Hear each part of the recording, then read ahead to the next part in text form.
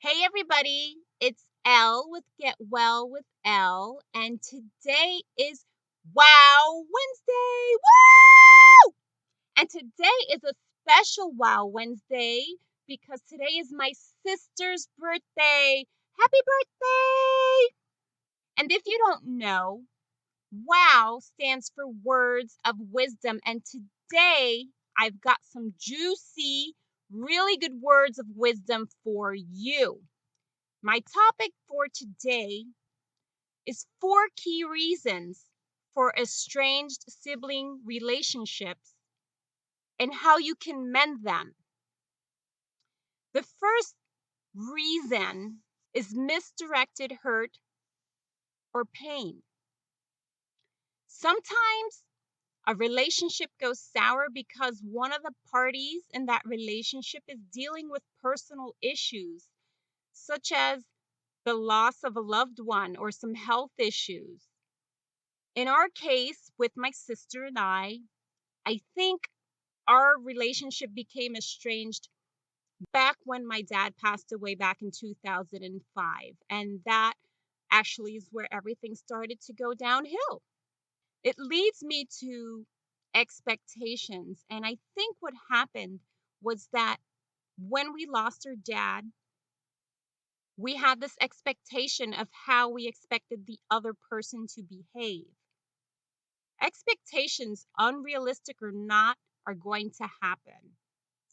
We expect someone's behavior to reflect our own. We expect them to respond or treat us the way we would treat them.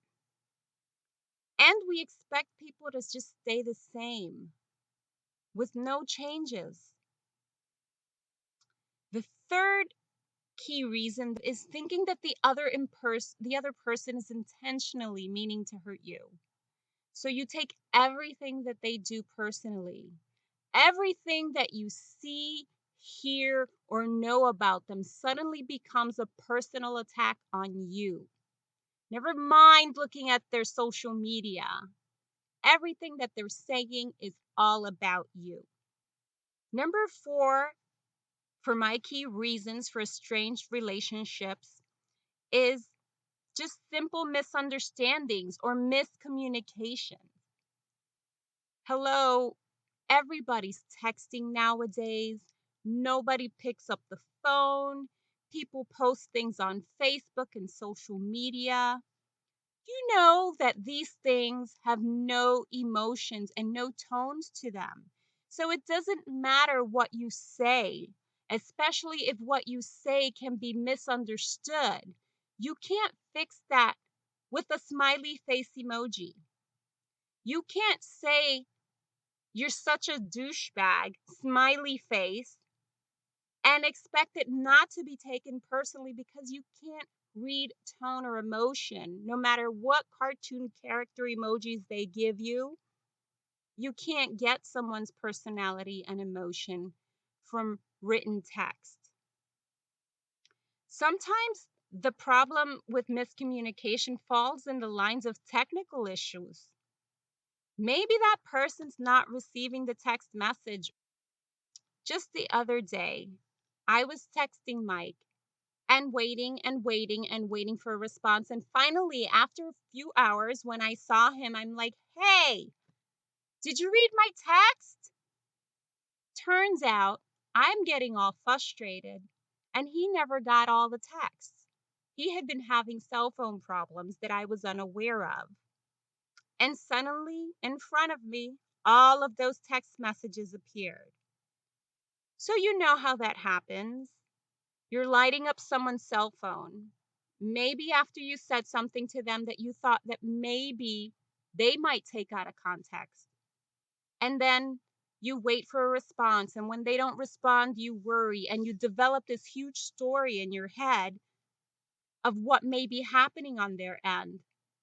None of those stories is maybe something is wrong with their phone. And it's probably that the person hates your life and never wants to speak to you again. Sometimes the strange relationships happen because of miscommunication. misunderstanding.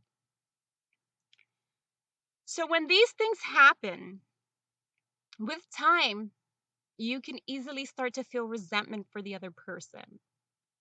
You lose all trust in that other person. Everything that you felt or thought you knew about the other person is out the window because of none of these problems being addressed. You start to feel justified and righteous and saying none of this is your fault. And you're afraid of being vulnerable again. You don't want to open yourself up to feeling hurt again. And what happens with all of that, because of the estranged relationship, other parties suffer, such as other family members. And you lose time that you could have been spending together, developing and growing as a family. So, how do you mend a broken relationship using your imagination? Imagine the possibilities. Imagine that that person, your sibling, is going through the same crazy ass world as you are, and maybe they're dealing with it in a totally different way because they are not you. Imagine that they're doing the best that they can with what they know, what they have at this very moment in their life. Imagine that what they say and do has absolutely nothing to do with you. Just get out of your own head. And lastly, imagine that they want to mend this relationship just as much as you do, but they too are afraid and are just as fearful of making themselves vulnerable to pain again. They've lost trust in you as well. Understand that the relationship that you have with your sibling is yours from the beginning, and then life happened. Just know that it won't ever remain the same. And know that with patience and understanding, these points that I made today can help your relationship mend and become a richer, deeper, and more closer relationship. If you think this helped you or can help someone else, please feel free to pass it along. Thanks for listening to Elle with Get Well with Elle.